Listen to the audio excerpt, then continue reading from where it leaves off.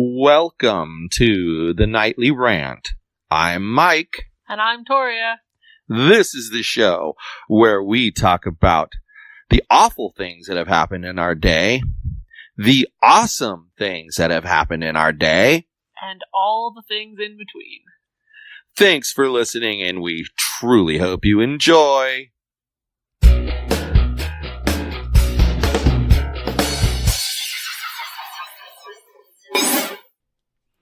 Hey everyone, so for today's episode, we have a special throwback because something happened and we were unable to record an episode, and we want you to have an episode 5 days a week.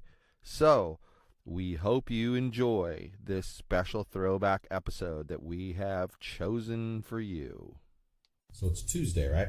It sure is. Did you check the T-Mobile Tuesday? I didn't. App? You just reminded me. Well, I have a story to tell you about T-Mobile Tuesday app. Do you? Yeah, well, let's just say that I got the premium Major League Baseball thing for free. Okay. But now it has broken the app. What? The app does not refresh any of the scores. You go in to look at scores and it'll say TBD. And you could go back 3 days ago, and any of those games that are already done say TBD, to be decided. So I sent them a support request today. We'll see what happens. Good. But it's just funny because I'm not mad at T-Mobile as much as I'm mad at the baseball people, because I think what's happened is they've switched my account to my old email address rather than my current email address. And I think that there's information stored in cookies that are only readable by the old email address. See, that's what I think is going on, but I don't know. Well, that's weird. You really should check T-Mobile Tuesday today, because they're giving away a free subscription to one of the Hearst magazines. I don't even know what a Hearst magazine is. There's a bunch of them. They have like an entire lineup. We're about to get a free subscription to a magazine I like. Okay. Enjoy. I will. So. And for once, it's not an e-subscription. It appears to be an actual physical magazine, which makes me happy because I like actual physical magazines. What do you think about what I told you earlier about Amazon? About the raising postal rates? Just for them. Just for them? Mm-hmm. Sounds like bullshit to me, especially from who it came from, who is all pissed off. But isn't the Postal Service considered a business? It's like a business that the government is in, right? They're selling postage. And in the actually what they're selling is, they're not actually selling postage. What they're selling you is the service, which is the delivery of mail. Right. And so it's not like it's your right to have mail delivered, and so you just drop it in the mailbox for free. You have to pay. Obviously. So why couldn't a business charge their biggest customer more money because they know their biggest customer needs them? I don't think Amazon would use USPS for very long if USPS raised the rates. I think they would push more into their Amazon delivery and use them way less. You know what I'm going to tell you? What? I think Amazon foresaw this whole situation. I think so too. I think that's where it came from. Because that's why they started their own delivery service. And that's why, if you notice, like in the beginning, their own delivery service was horrendous. They couldn't even find our building. Our giant apartment building was somehow invisible to these morons that worked for Amazon in the beginning. And they seem to have fixed that problem. We don't have that problem anymore. Yeah. You know what, though? Just because the news is reporting it now does not mean there hasn't been quiet threats of it for... Exactly. Well, you know what happens. Months and months. A lot of companies, and Amazon's no different, but a lot of companies have essentially, there's a new software, well, I'm not sure how new it is, but there's a newer software that you pass it the address information and it'll tell you which service has the cheapest shipping. Because so many people offer free shipping. Right. So for Amazon, that's the same thing. You know, they're giving me 2-day free shipping. They need to find which carrier is going to deliver it for the cheapest. Well, exactly. And what will happen, like anything else, they'll just pass the cost on to their vendors. Like Matt's company sells their products through Amazon, but they ship a bunch to Amazon and then they go from the Amazon warehouses. Well, if they're going to charge them higher shipping fees to ship things, they're going to pass that on. They'll have the company ship it directly so that no higher fees are being paid too. Yeah. So, you know, it seems like a dumb idea. They will take every avenue possible not to have to pay those higher rates. So if the government decides that the U.S. Postal Service is going to do this to Amazon, well, they thought they were in trouble already. Not making enough money because people aren't sending as much physical mail. Yeah. They'll be in more trouble after. Yeah, I don't disagree with you. Because I honestly feel like, okay, you look at the packages that get delivered around our building. At least 50% of them are Amazon packages. Yeah. Well, and that's what they're complaining. They're saying Amazon's gotten too big. Well, sorry, but it's capitalism. And I say, well, and what I say is, yeah, go away, government. Don't interfere with free commerce. Like, there's a reason why Amazon is getting so big and buying everything, and people are saying, oh, Amazon's going to own everything. There's reason. Well, so is Google. But there's reason. It's because they do it better than everyone else. And then one day, the amazing disruptor will come in. Yeah. And Amazon will die. Yeah, and it starts all over again. That's a cycle. It happens. Right. I mean, I did a stint back in the late 90s at this company called The Big Store. It was theBigStore.com. And they had their original idea, okay. Remember, Amazon came from being an online bookstore. I know. Okay? That's why their logo is A to Z. But the Big Store came on with the idea of, hey, let's have JCPenney and Sears sell through our site because online retail is where it's going to be at. And they don't have their own ability to do that. So let's offer that to them. And we'll charge them a percentage of whatever we process through our site. Okay? But then they started offering it to smaller retailers. Sound familiar? And a bunch of people were selling products through there. So they were basically the Amazon before Amazon. But what happened was... Amazon. No. Amazon started to come on. Uh-huh. And then Amazon immediately went kind of global. Like, they didn't just stick in the United States. They were like, boom, let's go to China. Let's go here. Let's go there. So the Big Store decided to do the same thing. The only thing is, they didn't take the time to research the culture. And so they were releasing websites in colors that, like, in Japan meant death. Oh. And so then people in other countries were deathly afraid of the place and refused to shop there. And so they fizzled out.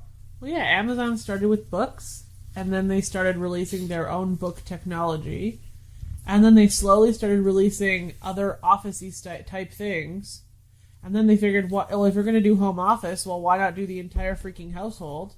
Right. If you're going to supply the household, why not supply the clothing? If you're going to supply all that shit, why not supply groceries and all of this stuff? And they just kept expanding. And then they went from the supplying groceries online. They actually went backwards, if you think about it. Then they bought Whole Foods.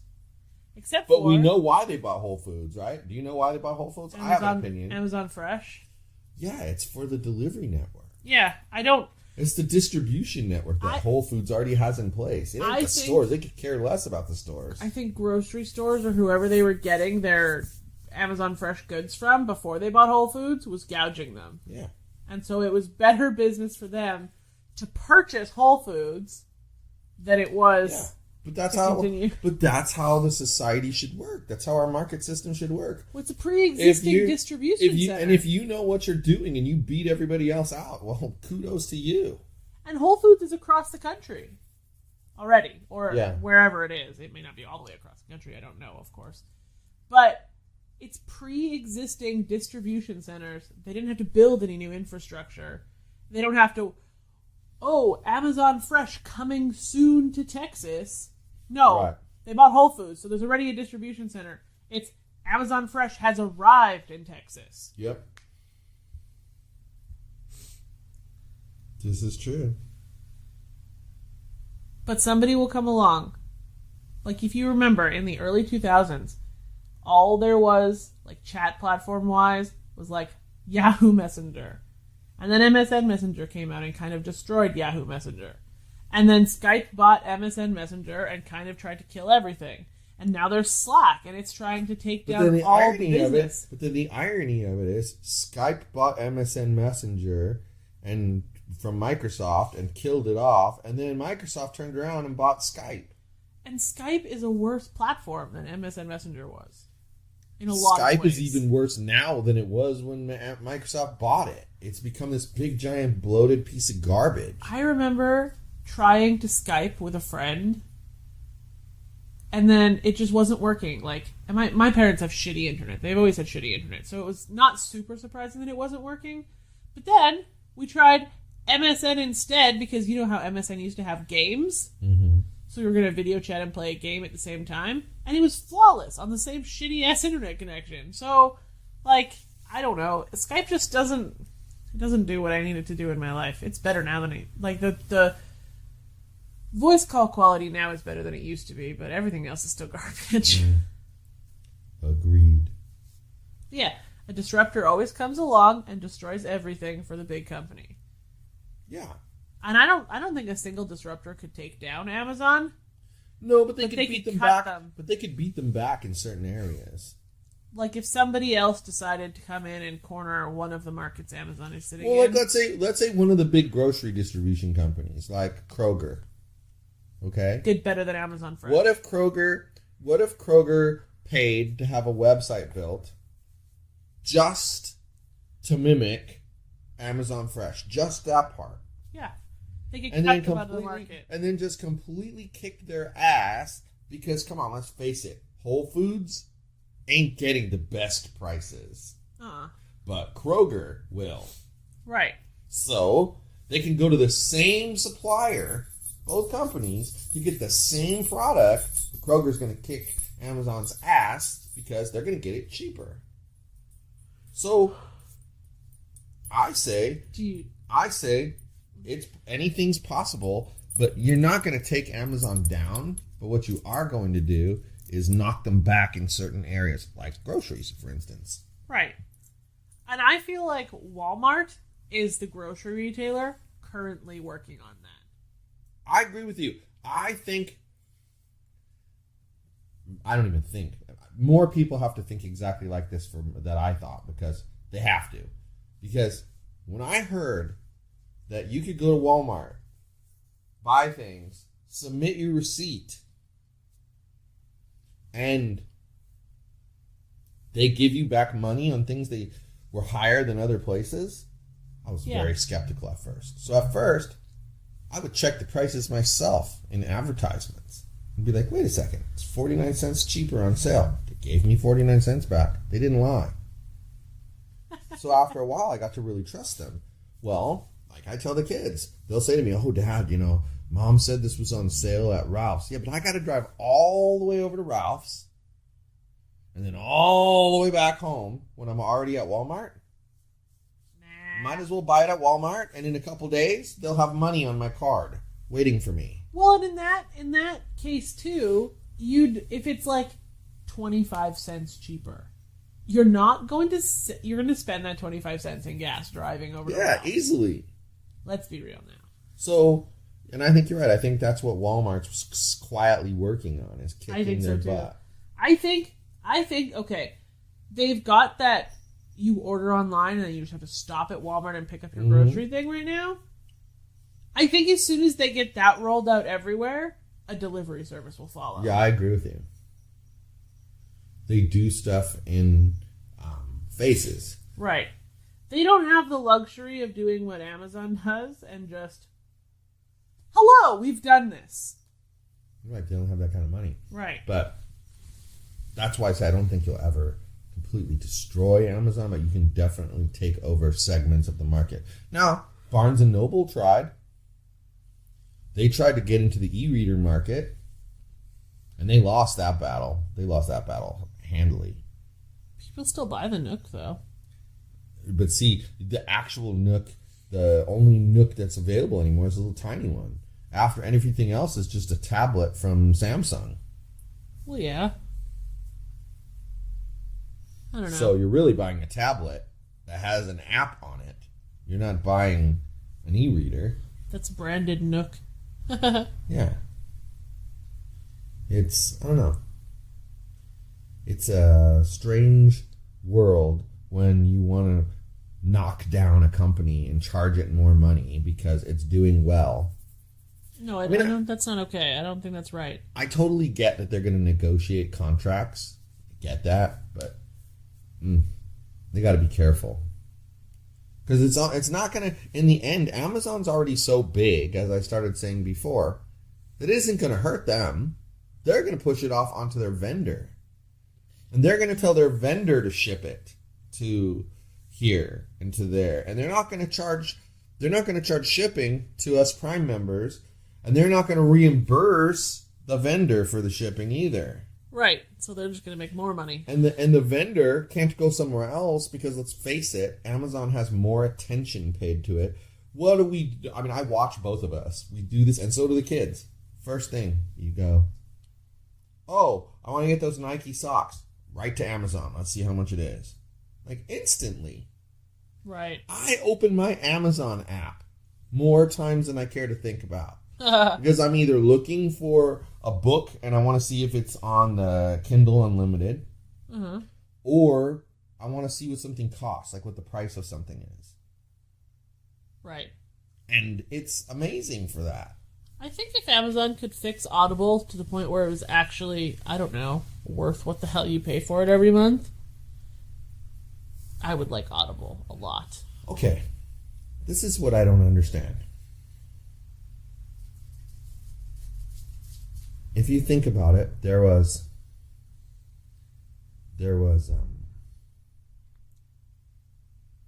Spotify, there was Napster, and I can't remember what the one with the R was called. I don't remember what it was called, but it came from Real Media that had the Real Player, and then they made a music service that started with an R. And I've subscribed to all three in the past.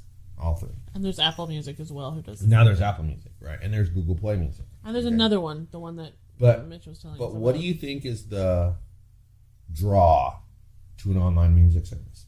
It's a giant catalog of everything you could ever want to listen to for one flat monthly fee. You don't have to pay, I want this song, 99 cents. I want this song, 99 cents.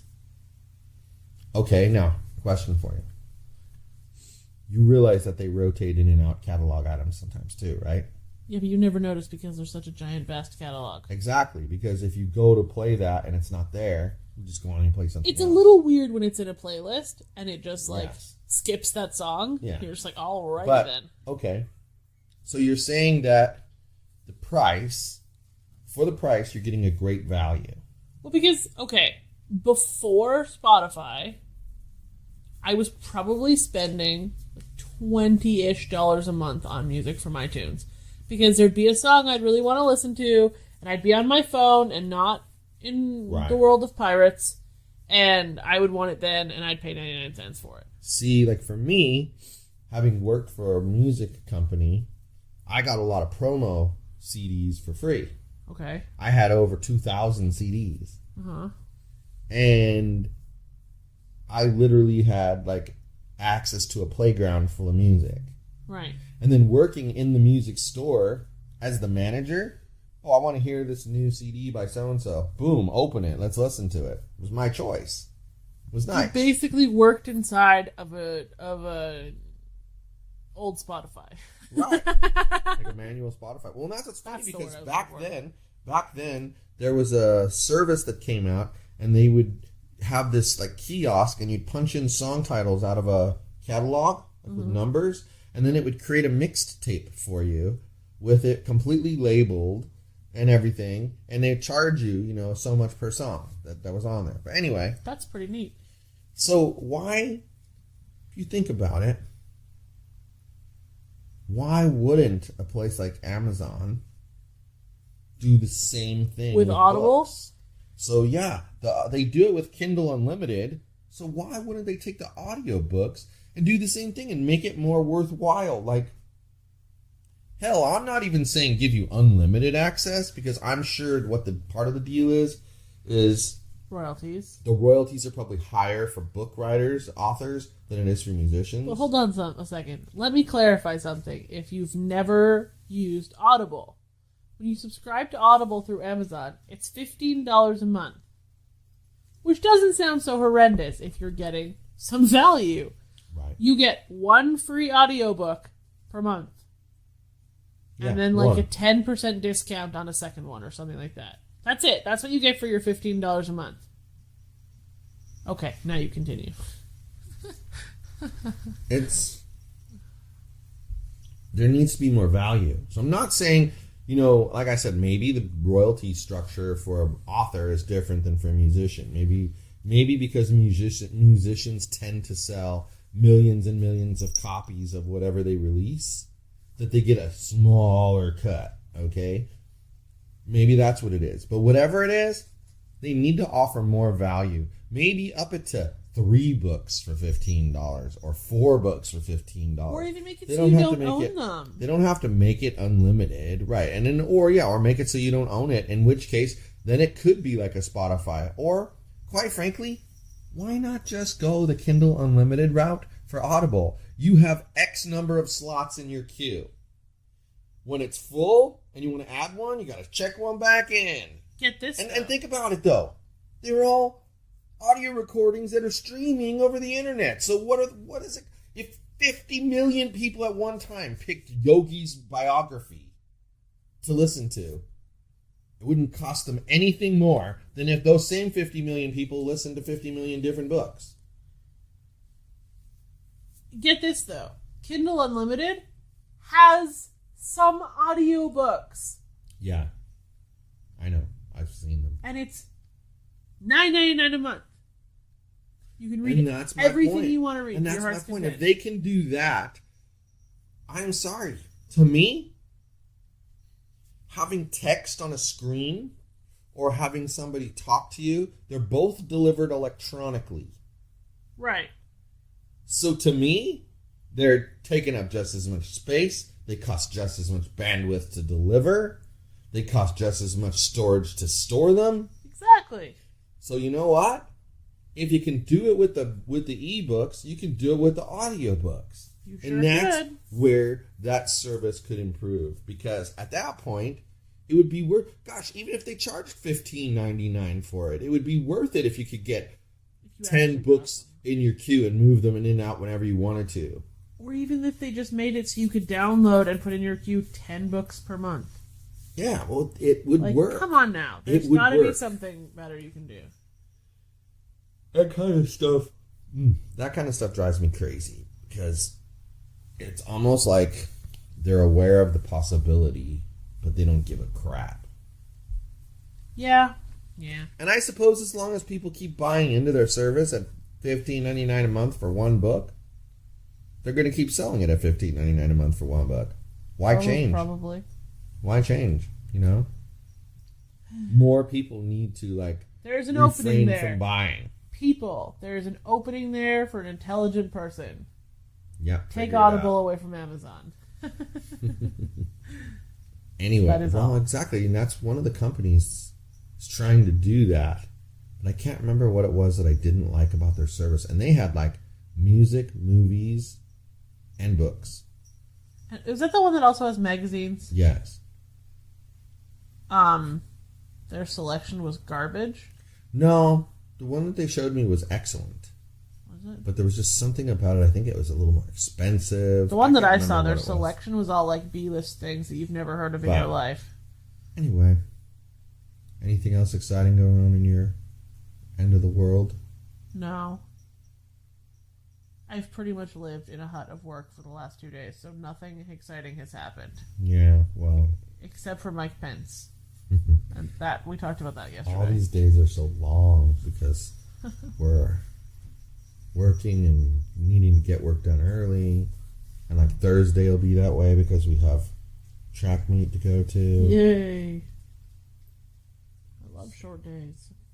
Not. Is that so, Yogi?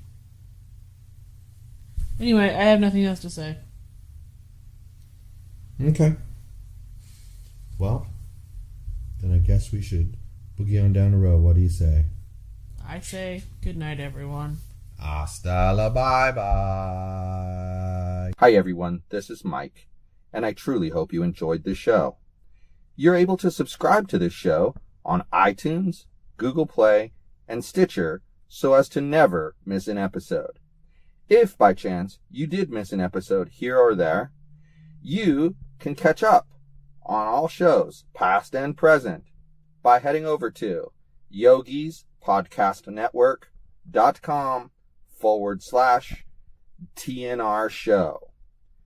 Thanks for listening.